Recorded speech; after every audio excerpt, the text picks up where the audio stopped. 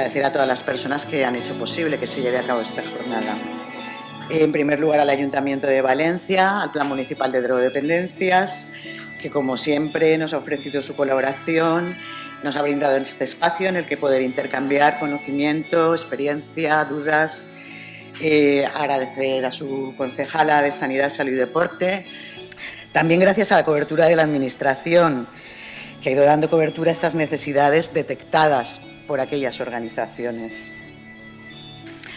Pero en este orden. Primero se detecta la necesidad y luego se cubre. Pioneros en crear programas que han sido luego reconocidos y acreditados. Pioneros en incorporar estándares de calidad en el tratamiento de las adicciones.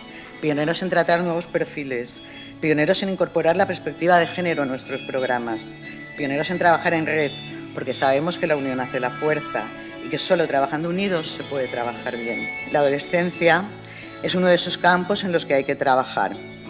Hablaremos hoy de juventud y, por tanto, tenemos que hablar de drogas, de demandas nuevas, de perfiles nuevos, de sexo, de nuevas formas de consumo, de otro tipo de adicciones, de violencia de género. Y así, a través de la palabra y de la escucha, daremos un paso juntos, avanzando desde un mismo lugar.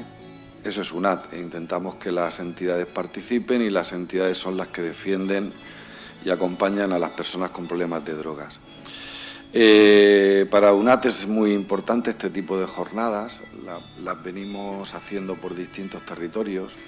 Niñas y niños, y luego más jóvenes y un poco más adultos, que están en riesgo de exclusión, que están en riesgo de deteriorar su salud a todos los niveles y que están en riesgo de fastidiar su propia vida y de fastidiársela a los demás.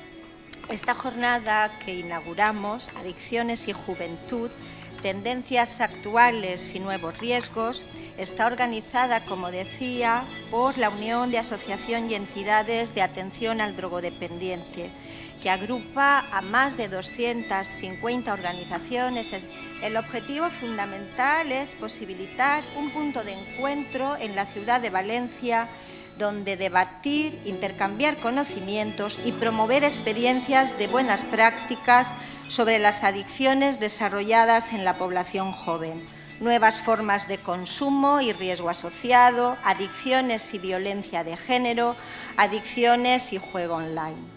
Para tratar estos temas tenemos profesionales de acreditada experiencia y prestigio.